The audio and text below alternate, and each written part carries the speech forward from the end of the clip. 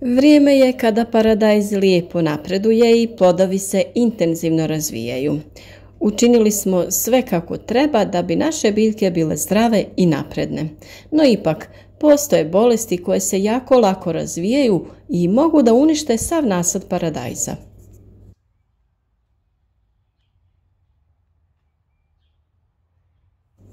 Plamenjača paradajza je jedna od najčešćih, ali i najopasnijih bolesti paradajza.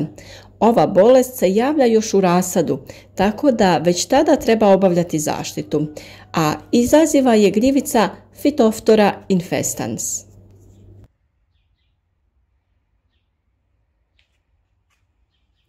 Da biste uočili simptome plamenjače paradajza, potrebno je obavljati redovne preglede usjeva, a najbolje je raditi preventivnu zaštitu.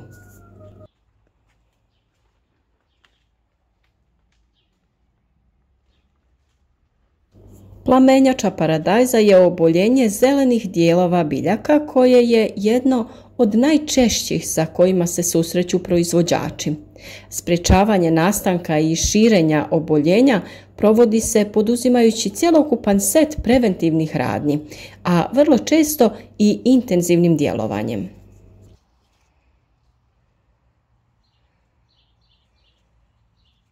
Pseudogljivica Phytophthora infestans štetu nanosi na svim dijelovima biljaka. Izrazito vlažno vrijeme i prosječno nešto hladnije temperature idealne su za nastanak i kasniju sporulaciju i širenje bolesti. Prvi simptomi oboljenja javljaju se kada se biljke gaje u rasponu temperature od 18 do 21 stepen i visokoj relativnoj vlažnosti zraka od 60 do 90%.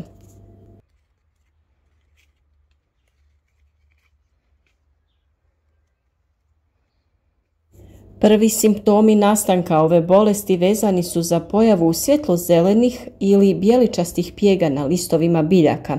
Najprije se javljaju na vrhovima listova. Nakon određenog perioda i nepovoljnih klimatskih uslova, pjege se prošire na cjelokupnu lisnu masu i osuše je.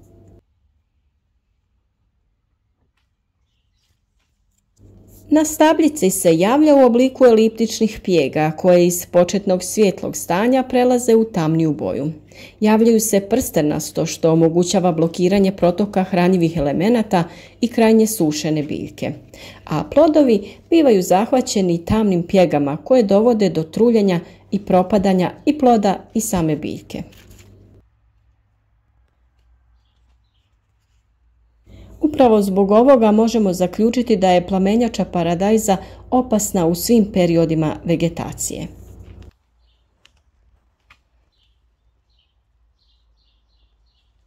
Preventivno je potrebno zaštititi biljke, posebno prije dugotrajnog kišnog razdoblja, ali i nakon njega.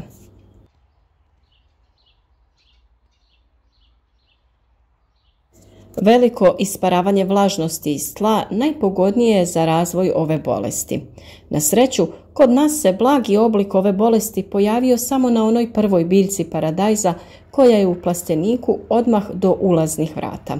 Ostale biljke su zdrave i nezahvaćene ovom bolešću.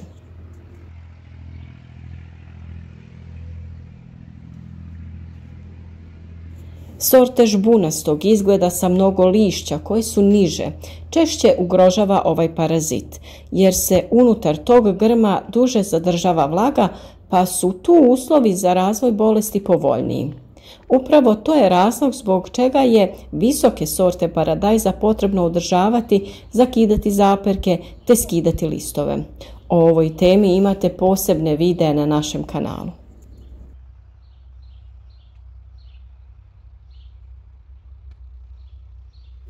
Budući da plamenjača paradajza nastaje u uslovima kada je biljka duži vremenski period izložena nepovoljnim klimatskim uslovima, potrebno je provesti mnoštvo preventivnih koraka kako bi se spriječio njen nastanak i širenje. Najprije je naravno potrebno proizvodnju započeti sa mladim ispravnim biljkama koje su zdrave, čime će se smanjiti mogućnost pojave ove bolesti.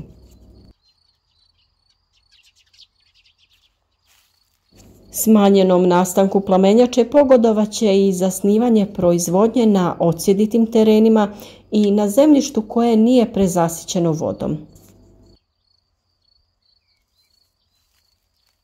Također, vrlo je bitno poštovati pravila plodoreda kultura.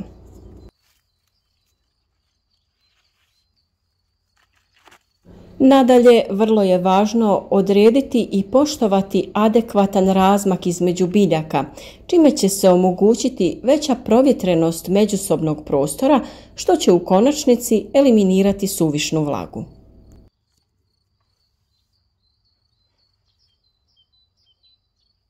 Ukoliko se biljke uzgajaju u plasteničkom prostoru, važno je vršiti pravovremenu ventilaciju proizvodnog prostora. Pri tome, potrebno je prilikom ventilacije otvoriti sve otvore na plasteniku kako bi se prostor brže izračio i ventilirao.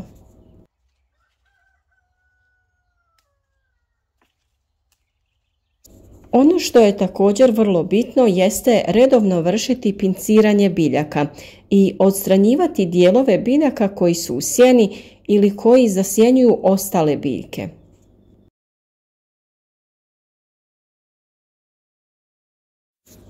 O dobrobitima pravilnog orezivanja zaperaka i listova na paradajzu smo puno govorili, te naravno o pravilnom načinu na koji se to treba uraditi.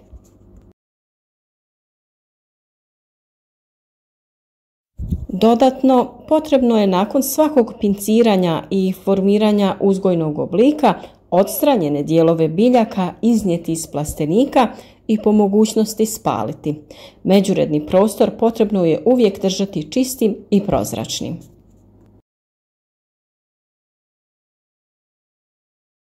O svim fazama uzgoja paradajza imate poseban video na našem kanalu, pa tamo možete saznati sve o važnosti svake od pomenutih radnji pri uzgoju paradajza.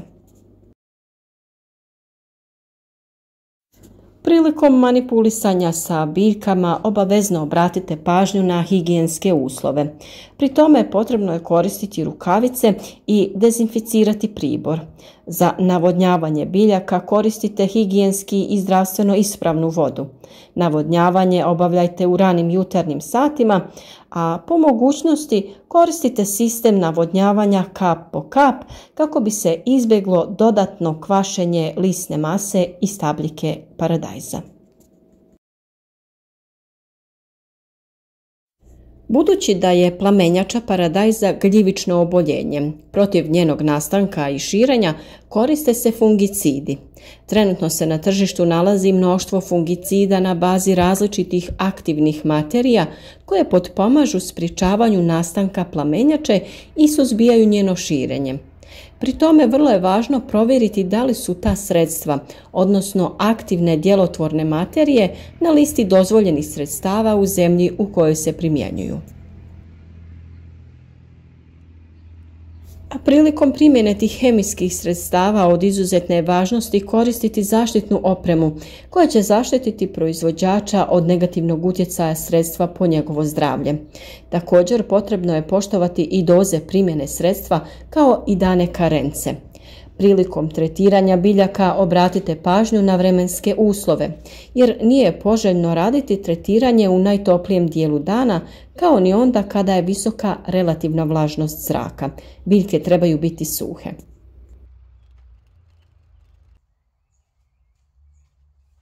Ono što je bitno naglasiti jeste da sve ove radnje koje su bitne u uzgoju biljaka imaju vezu sa mogućnošću razvoja bolesti.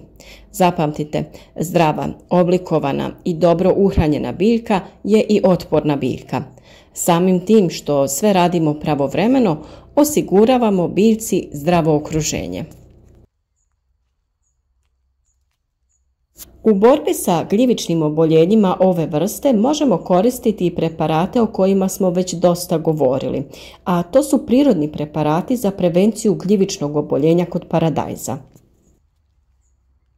Tu su plavi kamen, preparati od mlijeka, pripravak od sode bikarbone i od crvenog luka. Posebne videe o pripremi i upotrebi svakog od ovih sredstava imate na našem kanalu. Jedan od najboljih preventivnih prirodnih preparata predstavlja mlijeko. Prvo se 1 litra mlijeka razredi sa 10 litara vode. Ovako pripremljen preparat mora se odmah upotrijebiti. Ukoliko se koristi kupovno svježe mlijeko, količina vode može se smanjiti do najmanje 5 litara. Umjesto mlijeka mogu se koristiti jogurt ili kefir. 1 litra jogurta razredi se sa 10 litara vode, a može se koristiti i surutka. A tu je naravno i plavi kamen o kome imate poseban i detaljan video o pripremi i upotrebi koji se nalazi na našem kanalu. A za preparat od luka potrebno vam je 500 g lukovine koji ćete potopiti u 10 litara vode i ostaviti oko 10 dana da fermentira. Dužina fermentacije zavisi od temperature. Nakon što nestane pjena, rastvor treba procijediti i razrijediti vodom u odnosu 1:10. Mogu se pripremati i razni drugi preparati, kao na primjer cimet rastvoren u vodi. Plamenjača paradajza osjetljiva je na susjede kao što su bosiljak, hren i kadifica. Protiv plamenjače paradajza prirodna zaštita vam može biti i soda bikarbona. To je bezmirisni bijeli prah. Kao što vjerujem već znate, soda bikarbona se često koristi u kulinarske svrhe i sastojak je praška za pecivo, pa ne šteti kao zaštitno sredstvo u borbi protiv plamenjače. Pripremite je tako da u prskalicu od 2 litre stavite 2 kašičice sode bikarbone i par kapi biljnog ulja, a po izboru možete dodati i nekoliko kapi ekološkog deterdženta. Ova kombinacija će pomoći da se tečnost bolje rasprši i zadrži na biljci. Alkalna reakcija koja se stvori nakon prskanja uništava gljivice jer više ne mogu živjeti te uginu. A ako primijetite plamenjaču, ovo sredstvo pošpricajte sa svih strana i taj postupak ponovite svakih 7 dana, a najbolje je ovu mjeru koristiti preventivno. Pošto se plamenjača paradajza vrlo brzo širi, neophodno je često pregledati biljke i po uočavanju prvih simptoma adekvatno reagovati.